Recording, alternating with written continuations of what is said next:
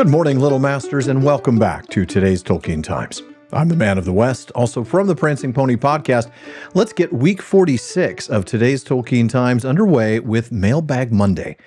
Now, in today's Mailbag, we have a question from Becca in Oklahoma, who writes, whose side, if any, do you think Ar-Pharazôn and the rest of the naughty Númenóreans stuck in the Caves of the Forgotten will fight on in the Dagor Dagorath?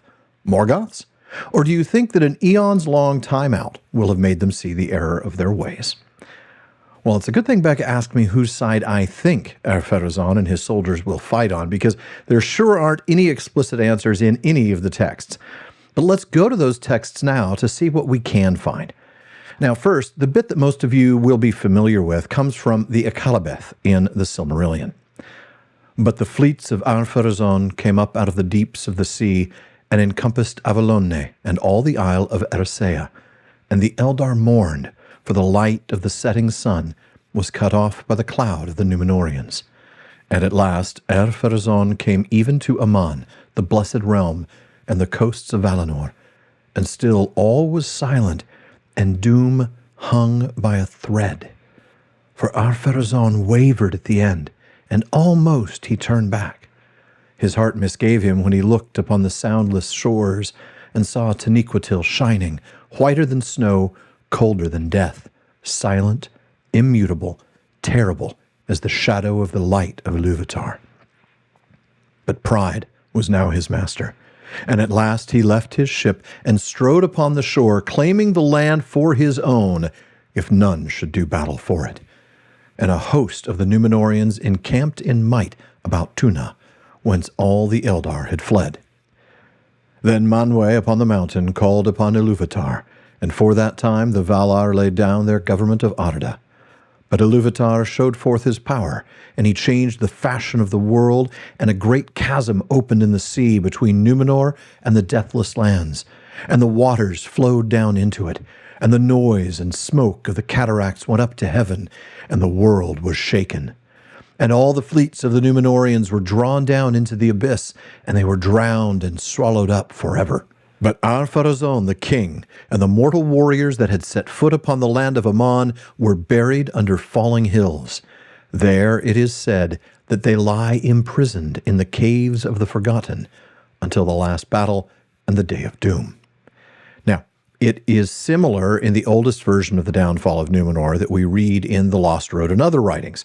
A few elements are different. Sauron is still named Thu, but that's only the name that the Noldor give him. And by Noldor, I mean gnomes in this early version. The men actually call him Sur, S-U-R, probably Sur. Now, he wasn't taken prisoner by Númenor, but rather flew there in the form of a bird and prophesied the second coming of Morgoth to the king, who was then named Angor, and his wife, the Queen Istar. And then we read, for the silence of the gods was broken suddenly, and Valinor was sundered from the earth, and a rift appeared in the midst of Belegire, east of Tol Eressëa.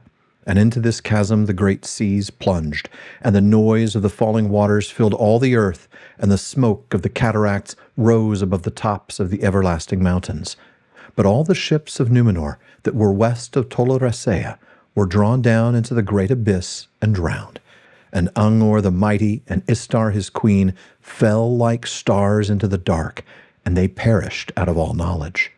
And the mortal warriors that had set foot in the land of the gods were buried under fallen hills, where legend saith that they lie imprisoned in the forgotten caves until the day of doom and the last battle. So in that version, we have Angor, who takes the place of Ar-Pharazôn, and his queen. They were still on board the ship when the world was changed, and the two of them perished out of all knowledge. But the soldiers that made landfall still got imprisoned in the forgotten caves. Now, the next version, that's the second version, changes some of the names. Angor the Mighty becomes Tarkalion the Golden, and his queen's name goes from Istar to Ilion. The Forgotten Caves becomes the Caves of the Forgotten. But that's it, really. And then those names remain the same in the third version, which we find in Sauron Defeated. But then we get to the versions contained in the drowning of Anadune. And none of the Caves of the Forgotten incident, they're not mentioned at all. Not at all at all. And then Tolkien doesn't give us any clues in his letters either. In fact, the only letter that actually mentions Ar-Pharazôn, and he doesn't hyphenate the name in the letter, is number 156 that he wrote to Robert Murray. He writes, The Valar had no real answer to this monstrous rebellion, for the children of God were not under their ultimate jurisdiction. They were not allowed to destroy them or coerce them with any divine display of the powers they held over the physical world. They appealed to God, and a catastrophic change of plan occurred.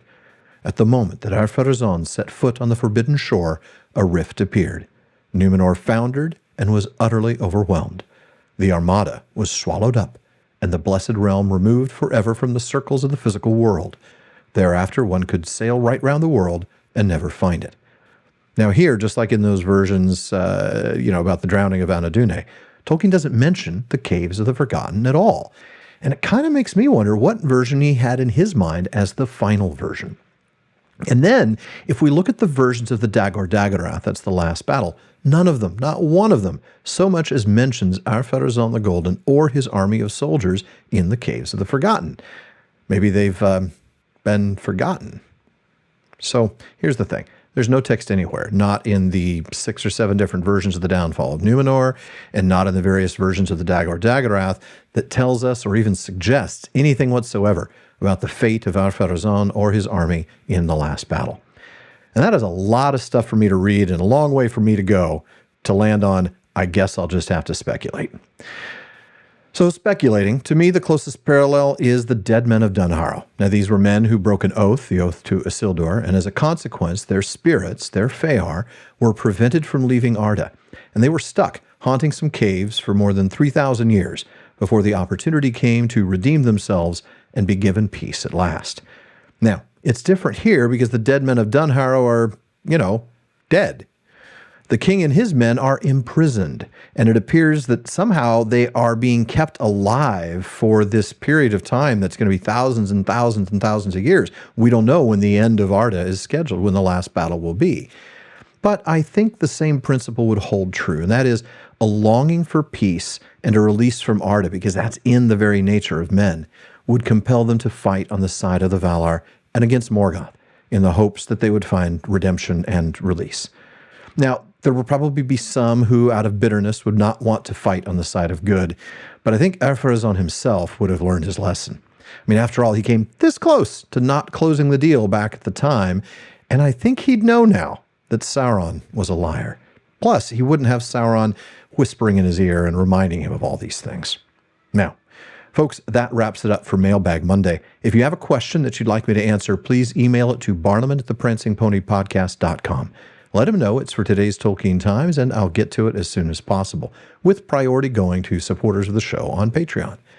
And if you'd like to help me keep making this show better, please visit patreon.com/TolkienTimes to find out how you can join the TTT Content Council, get a bonus episode every week, and a lot more.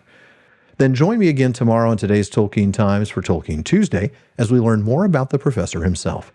If you're watching this on YouTube, please like and subscribe.